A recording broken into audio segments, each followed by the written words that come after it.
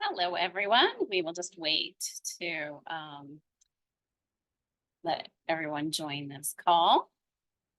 This is our call about protein and meat. It's the last of 4 training and coaching calls that I offered for the new members of Willow Haven Farm. And so I know that you've gotten a lot of benefit out of these recordings, and I'm looking forward to wrapping up with this last section today.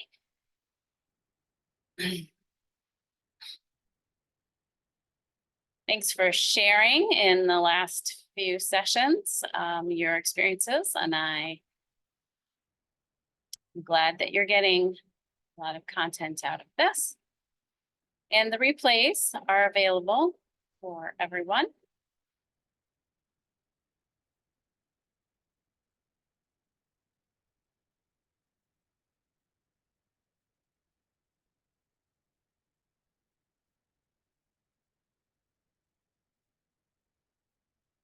Okay. Getting some people in here, so that's great. I'm gonna just check my slides here.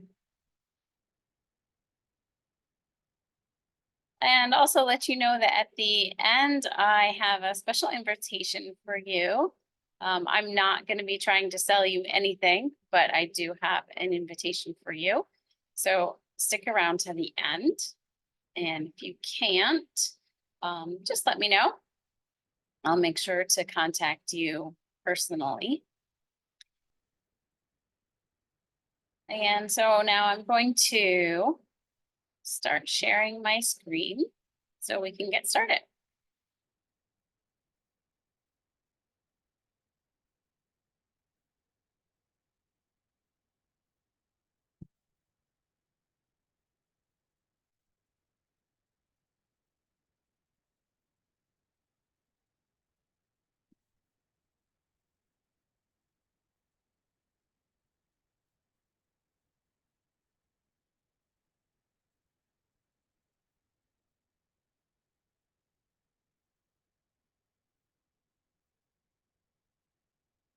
Okay.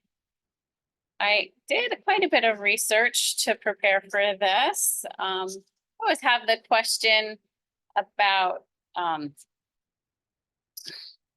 how vegetarian protein works for this component of people's diets. And I kind of went down in the rabbit hole, so I'm not going to be presenting everything that I found out about that, but there's definitely information that I would love to share. So if you're interested in that, just send me an email and we can schedule a call to discuss some of the things that I learned, especially if you're following a vegan or vegetarian diet. There are definitely some cautions which I'll be presenting in this session. But as far as everyone's protein and meat consumption goes, there's all of this will be relevant to you as farm members. Oh, I just skipped all the way to the end by clicking the wrong way. All right. So the objectives here in this first session, I have 2: to discover the most powerful sources of protein, and third, to strategize to include protein in your family's needs. And the first objective is just to find out what your questions are about including meat and protein and what sources are the most beneficial. And pardon me, I have a fly that's bothering me. I'll try to ignore it for this video, but this is the 5th of 5 ways that Farmer Rubin brainstormed and identified. We feel really strongly that most people who are trying to achieve health, they are following programs, they're doing research on their own, and we feel really strongly that unless you are paying attention to these 5 things, you're going to definitely hit some roadblocks in whatever program it is that you're following. And most diet programs or health programs are not paying attention to the quality of the nutrition. It's easier just to say, yes, you need to have more protein in your diet. You should have low carb, or you should avoid this whole category of dairy or meat or things like that.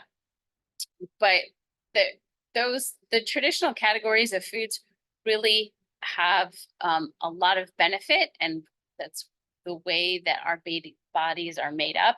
And so we feel really strongly that paying attention to these 5 areas in your diet will just enhance any program that you're following for your health and help you avoid those roadblocks or to get over some of the blocks you may be experiencing. So I want to ask a question to the group and find out what are thoughts that prompt you to include meat in your diet, or what are thoughts that prevent you from including meat in your diet? Yeah, okay. I see in the chat that someone has a health program that they're following, and they have a certain amount of macros that they want to be following. And so protein is very important macro to include in that diet program. So that's definitely something. And then, budgeting and the expense of getting high quality meat is definitely a factor in consideration. I have a large family, and I definitely agree. It's definitely a struggle that we've had. Even when we are raising our own meat, there's always we know how valuable and expensive it is to raise it. And we know that we have to charge a certain price. And just because it's on our farm and we don't have to pay the same price, it's worth the same amount because we're the ones that put in the work, and it's very valuable. So having meat all the time is not an option for our family. So we've found ways of doing that. Common limitations are definitely limited budgets, concern about cholesterol, concern about the amount of fat, and some people just have issues with taste. And that is, there's lots of preferences for different meats out there, and taste is definitely a factor. So as I've done in the last couple presentations, I have checked what the USDA My Plate recommendations are for this category of food. And what we discover is there's the main problem with the recommendations is just that they're not taking into consideration the quality of the protein that they're talking about. One thing that I was happy to see is that seafood is recommended once per week, about 6 ounces. And that will, you'll see that come up in this presentation as well. 5 to 6 ounces is the daily recommendation for most women. So men are going to be a little bit more than that, and children are going to be less than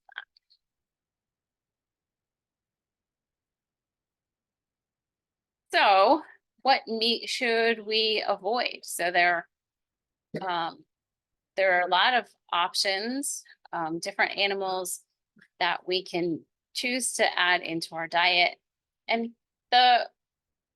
because we are farmers that are concerned about the conditions and the nutrition of the animals that we're raising, these are things that we know a lot about and want to make sure that people understand that confinement raised animals, that most of the conventional animals are confinement raised. That means they're crowded into buildings, crowded into pens, and not allowed to live natural lives.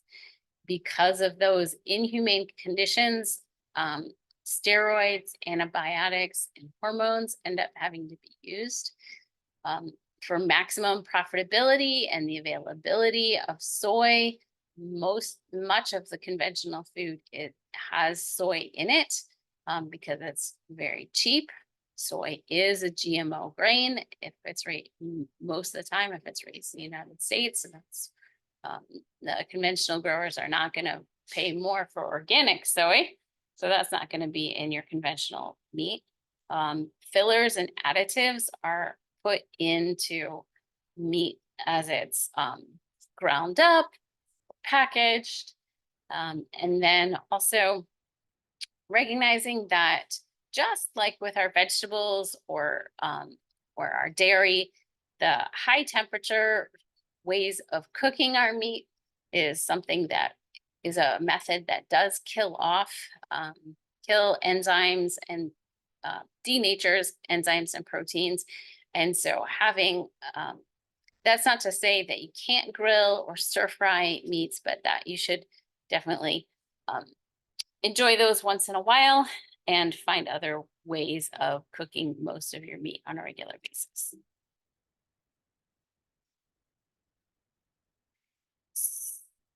This quote should mean a great deal to farm members because as when you support a local farmer who's raising meat and on a small scale, this is what you're supporting. So the educated consumer and the enlightened farmer together can bring about the return of the mixed farm, where cultivation of fruits and vegetables is combined with the raising of livestock and fowl in a manner that is efficient, economical, and environmentally friendly. This is from one of my favorite books that I've been referencing, Nourishing Traditions by Sally Fallon, on page 31. We have a mixed farm. And the reason why we have a mixed farm is because the fertility of our soil is very important. We want to, we started out as vegetable farmers, but we knew from the very beginning that we needed to have animal inputs in order to increase and maintain the fertility of our soil. So rotating animals through our vegetable fields just increases the health of our soil and the health of our vegetables. But many times because of scalability, the large farms, monocropping is very common. So there's not the interplay that's natural in nature between animals and plants, but that was the way farming has always been done, and it's the best way to treat the land, treat the animals, and to raise the best plants and vegetables. And you're supporting that by supporting us, so thank you. I mentioned this in an earlier slide. I should probably reorganize the slides in a future presentation, but the concerns of modern conventional meat, besides the additives and the methods that are caused by inhumane conditions, the nutritional value of the fat goes down and becomes an unhealthy fat. So a lot of the studies that are done on meat that say, oh no, when you don't eat lean meat, these things can happen, or you're at risk for this or this or that. That's a recognition that the kind of meat and the kind of fat that is being grown in those methods isn't good for us, but properly raised animals do have healthy fat. When they soak in the sunshine from their environment, the vitamin D and the vitamin A levels are very high, and they're fat soluble, and they add a great deal to our diet. The conditions the animals are raised in also lower the amounts of vitamins and minerals that are available in the meat. And we already talked about fillers and additives. Also, coloring agents are put into the meats that you buy oftentimes. in order to make them appealing and look consistent on the grocery store shelf. So how to buy meat? Labels are very confusing, and I understand that. We use these terms as farmers, grass-fed, organic, pastured, GMO-free. So what are the key differences? And the key differences are what the animals are fed, how the animals live, what their living conditions are, for how long, for what period of their lives, what kind of health treatments they receive, whether they're necessary or not, based on their living conditions, and the environmental impact. Organic and pastured systems often have a lower environmental impact compared to that of conventional farming. And we will go on to more specific ways that this shows up in the different labels as in the next few slides. So what does organic mean? If meat is labeled organic, it has a USDA organics sticker or imprint. That means that's regulated by the USDA and that there's accountability and certifications that the farmer had to go through in order to have the organic label on that meat. So organic meat comes from animals raised according to those standards, which typically include no use of synthetic pesticides, herbicides, or fertilizer on the crops that the animal is fed. Basically, there's a list of acceptable things that, according to the organic standards, if something is on the list that you have to avoid, you must avoid it. If it's on the list of things that you don't have to avoid, you would use it. No antibiotics or synthetic hormones are able to be used for organic animals. They must be given organic feed, and they must have access to outdoors and pasture. Now, one of the difficulties with this is that there are loopholes in the regulations. And so, for example, certified organic chicken has been able to be labeled certified organic chicken even if the chicken lives most of its life in a building, but there is a door that gives the animal access to go outside onto a porch. And if you've ever driven by those facilities, I've noticed that there's never any animals out on the porch, and nor are those porches big enough to hold very many of the animals that are in the building. So there are loopholes in these certified organic standards, and there is pressure from real organic farmers to close those loopholes so that large organic factory farms can't be certified organic. There's lots that Farmer Rubin could tell you about this. So a key here is to know your farmer and be able to see where your animals have been living. So we use the term grass-fed. What does that mean? Grass-fed meat comes from animals that have been fed grass and or other forage for most of their lives. Not all animals can eat grass. So chickens don't eat grass. They do get some grass or forage into their diet, but they are fed grain, and they also forage from the environment that they're in if they're out on pasture. We'll get to pastured in the next slide. Grass-fed would pertain to animals who have the four stomachs, ruminants like cows, goats, sheep. And so they're raised on a diet of grass with no grain if they're 100% grass-fed. Grass finished is a term that's used to indicate that the animal's fed only grass in the final stages of its life. I'm not sure how much that practice is used. Most of the time, um, well, actually, grass finished would be a grass fed, and most of the time it would be a grass fed animal that is continues to eat grass on in the last stages of their life before harvest.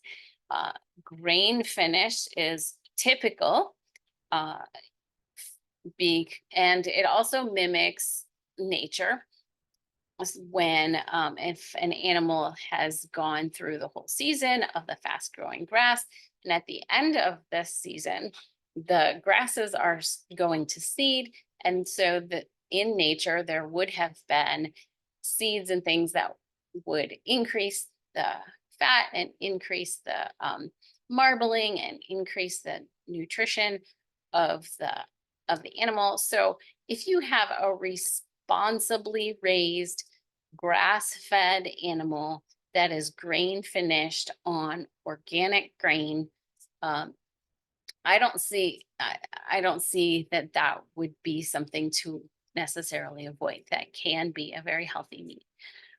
In order to sometimes having 100% grass fed is more what you're looking for, and that and just having no grain in the diet so that you know that there's no GMOs in the animal's diet and you have that assurance, that can also be a very good purchasing decision. Grass fed, but the label doesn't mean necessarily that they did not receive any antibiotics or hormones unless it's also labeled organic. So here's where knowing your farmer comes in.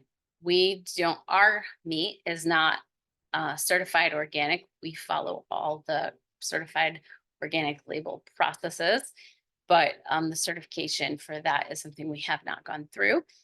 But we are not using antibiotics or hormones on our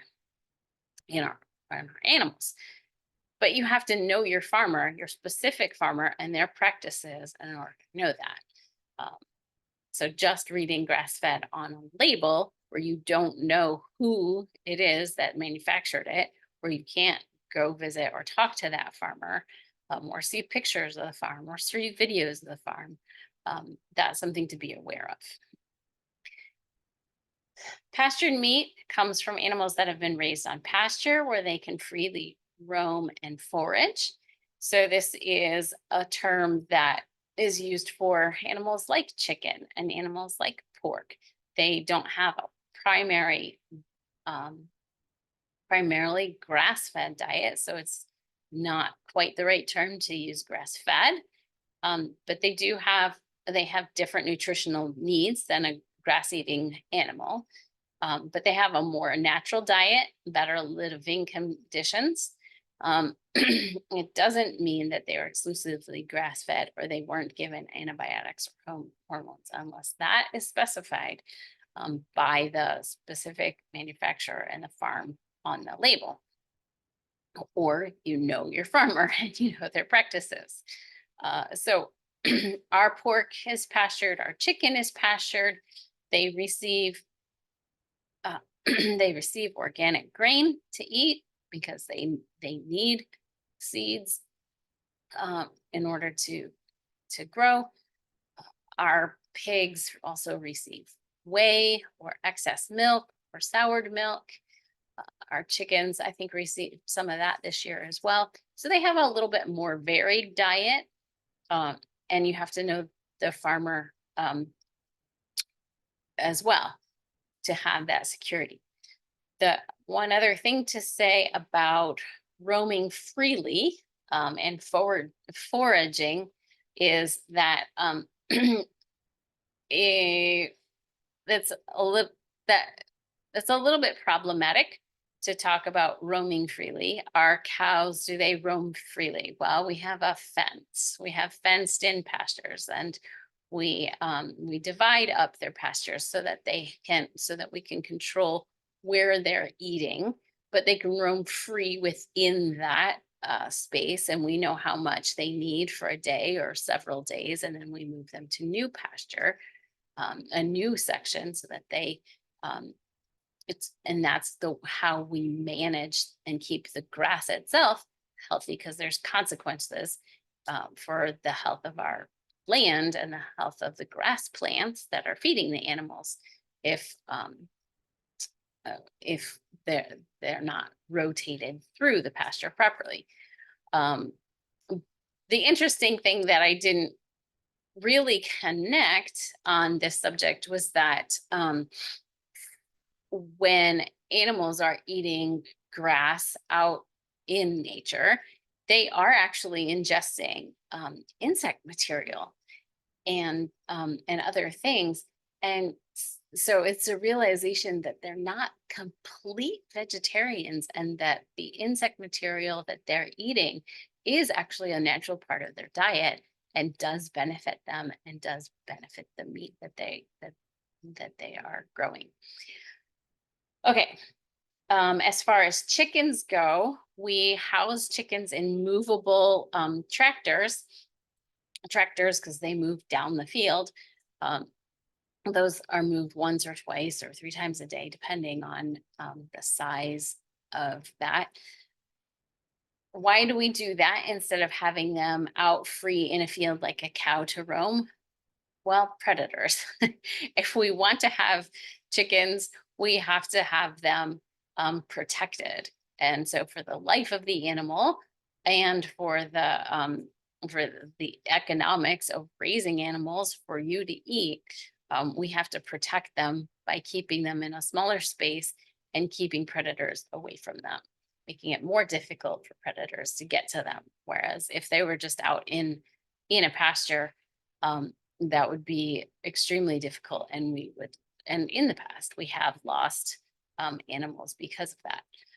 Other ways of doing it are definitely you may see farms on larger scales than ours who have trained dogs or donkeys or some other mammals work as well in the pasture to keep predators away, so that they don't have to be in a movable tractor. And so there's a couple different methods of doing it. And whatever farm you're buying your meat from, you can find that out.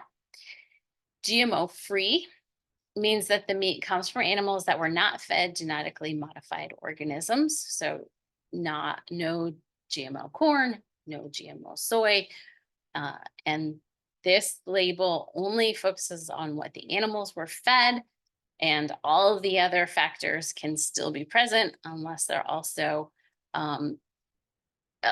you also know that these are grass-fed or pastured or certified organic or organically raised. I threw this link in here, cornucopia.org/scorecards, because Cornucopia is an watchdog organization that does some of that work for you. Many of the national brands claim to have a lot of these practices. And so Cornucopia has investigators that goes out and makes sure that the claims that the farms that are raising things are accurate. And so I recommend, if you're not buying directly from us and you don't know who exactly is raising your meat, and you have to buy from Pastures Pride or from another more national shipping organization, Butcher Box or something, look them up here to see if they have submitted their information and have accountability about their practices. Everything else just is the opposite of everything that we've already talked about. And I touched on this a little bit. Are these labels regulated? Some of them are. The USDA regulates organic. the certified organic labels. So technically, no one is allowed to say that their products are organic unless they have been approved by a certification agency through the USDA. Ours is, and there's many regional organizations that do this with the USDA's permission. And our certifier is Pennsylvania Certified Organic, and we can use either the PCO and or the USDA label on our certified organic vegetables and flowers. Third-party certifiers, there are other certifiers like the Grass-Fed Project or GMO-Free Project, who will who create their own certifications and accountability and oversight. So you may see those, and you can look those up and research those on your own. And then generally any meats that are not being labeled specifically, they're still being governed by general USDA regulations for food and health safety, but those regulations are wide open to for how the animals are raised. And then it just, is it safe to buy from your local farmer if they're not certified? And the answer is yes, if you know your farmer and you're educated. And so I've just educated you on some of the issues. And so the difficulty is that certifications are very expensive in means of time to keep track of the paperwork and to implement all of the it's mainly tracking and accountability that becomes very expensive. A farmer can't just say, this is how I'm producing my animals. And when our organic certifier comes out to see, they want a paper trail, and that is, and that can be very time consuming to either do it yourself or to hire someone to do it. So certifications many times are not worth it for a small scale farmer. They're definitely worth it for large mega farms, but that don't be too worried about the specific label and what labels your meat is coming with. If you know your farmer and you have a relationship and you have trust and your farmer is local and you can go and see the farmer. Are those certifications important when you're getting meat shipped to you from somewhere where you've never visited and never will visit? Yes, I think that is true, that those certifications are. So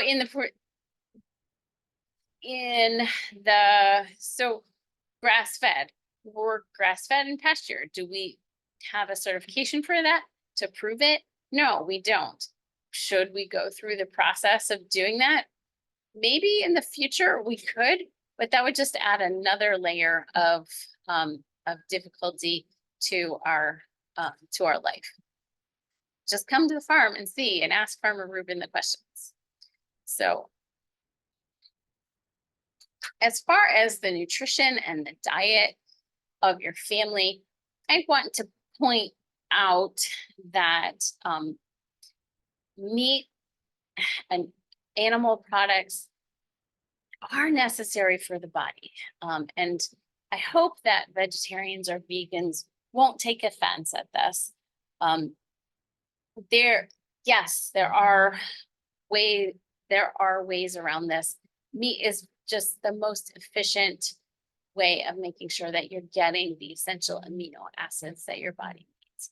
The really interesting thing is that there's 22 amino acids, and there's 8 or 9 here, if you count properly, that are considered essential, which means that your body can't make them. And they have to be obtained through your diet. So of the 22, if you have these 8 or 9, you can, your body can go through the process of manufacturing all the other amino acids that are the building blocks for your cells. Building blocks for proteins and enzymes and all of the building blocks of the cells and muscles and everything that make up your body and keep you healthy. Another interesting point is that if you don't have all of them at the same time in your diet in sufficient amounts, you also have a problem because your body can't make the other amino acids when even one of these is low. And so that's going to cause health problems.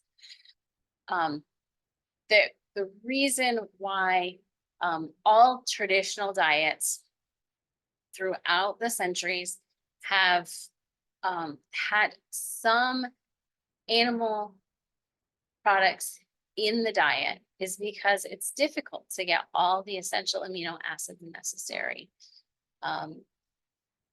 from just exclusively plant sources.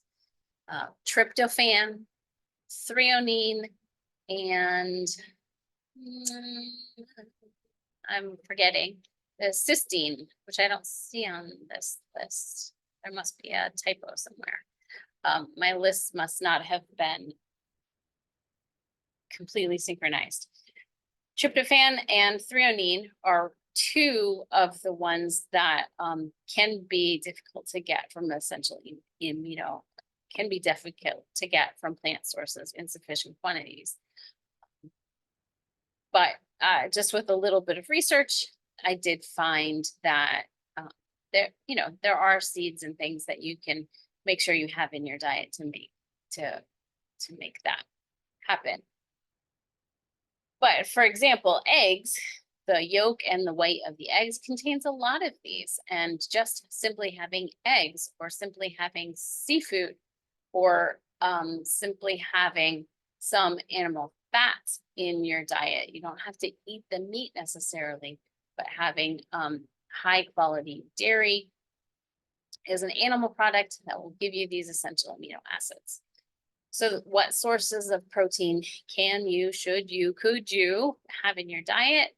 Most of the big three, chicken, pork, beef, lamb, goat and wild game. If you're a hunter, you get wild game in your diet that counts. Fish, seafood, shellfish are very powerful, and they have the DHA and the EHA and the omega-3s and the omega-6s that you need in your diet. So that's why the USDA wants to include them once a week. And if you are primarily going to be eating plant sources of protein, or for budgetary reasons, can't include 6 ounces of protein of meat in your diet every day, just using the complete protein of a grain and the legume, meaning beans and peas, together creates a complete protein, which you've probably heard, and adding animal fat into that will give you the nutrition that you need. So for my family, when we're having beans and rice, we have a method of cooking the rice, which includes butter or another animal fat to fry the rice in. Add bone broth to cook the rice in instead of just plain butter. Then we have those beans. My kids, for some reason, some of their favorite meals are beans and rice. And so we've got that combination of beans and rice and animal fat. The other way to have animal fat is basically refried beans, or any beans that you make traditionally included lard or some animal fat to give that silky smoothness to them that makes them so delicious. So if you want to get the most out of the meat that you buy, you want to include animal fats, organ meats, bone broth, and raw meat in your diet. So that is going to be raw meat is going to be this is a difficult list, I know, to get your head around. Organ meats have so much nutritional value. So that's the heart, the liver, the kidney. To be honest, well, to keep going, sweetbreads, which is the thymus, and brains. To be honest, in our family, heart and liver are the ones that we can eat. And I've developed recipes that my family likes and will eat. So we tried to have organ meats in our diet once a week. Bone broth is an economical way of continuing to get the most out of the meat that you buy. So every time you serve meat, take those bones and make bone broth out of them, and then continue to add that into your meal plan for the next few days. It gives you the nutrition that your family needs. And raw meat is something that has been included in traditional diets for centuries. It's all when we talked about vegetables a couple of weeks ago, we talked about the fact that when you cook your food, you lose some of the vitamins and the minerals and the enzymes. So how did traditional cultures deal with that? Well, they made raw meat a part of their diet. It doesn't have to be a lot. And it does have to be safe. So you have to have high quality meat that you know where it came from. And it's also proven that when raw meat has been frozen for 14 days, that no parasites can live in that, which is the main concern. And when thaw it and use it as steak tartare or some of the other recipes that you'll be able to find, even fish, you can marinate and use ceviche or some of those things and some of those recipes. And you get so much benefit out of doing that just a little bit. Is this a practice that I've put into place into our family every week? No, I'm still working on getting there. But I have learned to appreciate eating raw meat myself. I'm not scared of it anymore. All of my meat has been frozen for 14 days or more. We have meat in bulk in our freezer, and so that when we pull that out, I have no fears about it, and I know how it's been raised. So that would be an adventure for you to try. So here are my recommendations for getting the most out of the meat that you buy and the selections that you make when you're purchasing to make your money go the furthest and to get the most nutrition possible. When you're choosing how to cook your meat, consider cooking most of it and braising in the crock pot or roasting at low temperatures, because the high temperatures do damage the protein. There can be carcinogenic factors, which you've probably been exposed to when flame broiling meat or grilling. And who doesn't enjoy that? And our bodies can handle that if we're healthy. And our bodies are made to get rid of toxins and carcinogens. And as long as everything's working properly, enjoy that every once in a while. But but you might have to be concerned if you're grilling your meat every day, and that's the only way that you cook it. Consider raw meat appetizers, ways of getting some raw meat into your diet, even just hiding it into something so that you don't notice it is a great is a good practice. And the other thing is that cured meats, like your traditional salami, for example, that is raw meat that has been salted and cured and aged. It's completely safe and it's still raw. It's never been cooked. So it still has the properties, the enzymes, and even additional nutrition from the lactic acid process of fermenting that meat. And who doesn't love slices of salami or any of the other cured meats that are so delicious? And because they have highest amounts of nutrition, you don't need a lot of them. You'll notice they're sliced very thin, even though we enjoy them so much. On that note, just remember that sliced lunch meat is usually not cured, and it usually is it's usually the type of meat that has had the most processing. And so the possibility of having additives in your sliced lunch meats is the highest. And so you're not going to get as much nutrition out of them. And you might even be adding things to your diet that you don't. Try eating organ meats, heart or liver once a week. I have the recipe for liver that my family enjoys on a regular basis on our website. I also have a blog post about how to make bone broth. And we also sell Wild for salmon, and their salmon is so good. And all of their seafood is really very good. And it's a pleasure to eat it, even if you're not a fan of fish. You might be after you try these. So let's strategize how to do this.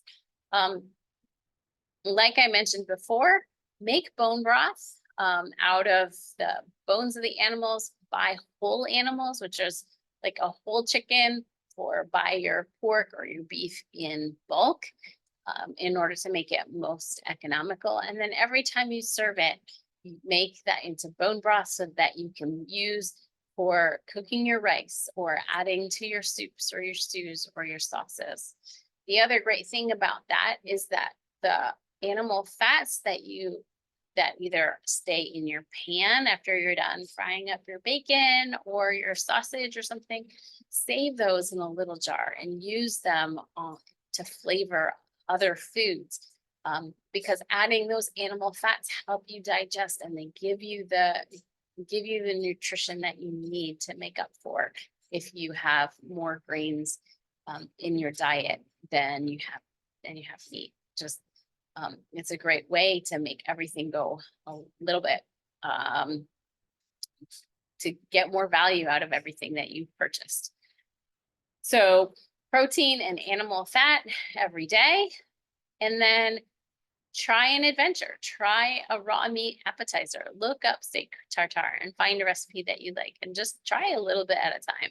Maybe not tell everybody what it is. Put it in a taco or something along with the cooked meat, or mix some raw liver in with rice, that just a little bit so that nobody notices. And then one of the things that we do here in our country is just add sugar to everything, including our meat. So a lot of our barbecue sauces and marinades and things have sugar in them. So cut down on that sugar, even though that makes you love that particular roast or that particular cut of meat because you make it this way. Well, you love it because you've just added sugar to it. Use spices, marinades, salt things well so that you can enjoy them without a lot of added sugar. And use those favorite ones once in a while. Another suggestion is just to use bone broth every day. It can be very healing to your system to have bone broth for a meal. fasting or intermittent fasting with bone broth is very healing to the body. So, especially in the colder months, have a mug of broth for breakfast. In the for lunch, soup is so easy to make and then to warm up for lunch when you're at home. That's really very convenient. And then there's um, so many options for dinner, making sauces to go with your food, having stews, keeping your cooking liquid, keeping your bone broth for cooking your grains or your beans, and anything else that calls for liquid. I'm not so sure about using it in your cakes, but you could experiment with that too.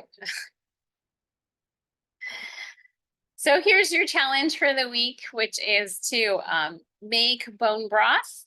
And here is the what I referenced. This is the blog post that I was referencing, willowhavenfarmpa.com/bone broth.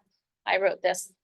I've been making bone broth for years, but I did this special post for you, I think in February of this year.